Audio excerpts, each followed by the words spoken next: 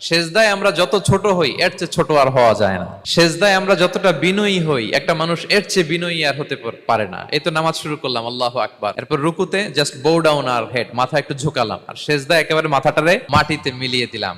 তার মানে আমি চলে গেলাম আসফালে। আসফাল মানে সবচেয়ে নিচে, আর সবচেয়ে নিচে যে আমি ঘোষণা দিলাম সুবহানা রাব্বিয়াল, মানে হে রব, আপনার প্রশংসা, আপনার পবিত্রতা, আপনি আলা।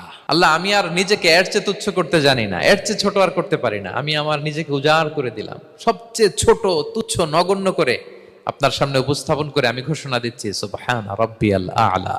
পবিত্রতা সেই রবের যিনি আলা, সর্বোচ্চ। সুবহানাল্লাহ পড়েন।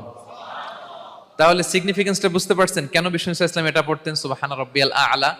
কারণ আমি থাকি সবচেয়ে আসফালে, নিচে, আর তখন আমি ঘোষণা দেই glory be to Allah the most high, the most high, the most high, আলা।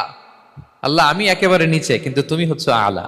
মজার ব্যাপার হচ্ছে সেজদায় আপনি যত নিচেই থাকেন না কেন, মাথা নাক নিচু করে ফিসফিস করে যাই বলেন না কেন, এটা মুহূর্তে আল্লাহর আরশে চলে যায়।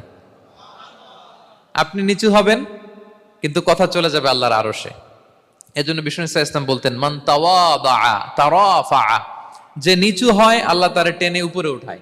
আপনি সেজদা দেওয়া মানে কি? নিচু হওয়া, ছোট হওয়া। তো বিষ্ণু ইসলাম বলেছেন বেশি বেশি সেজদা দাও, তাহলে আপনার মর্যাদা সম্মান বাড়াই দিবে কে?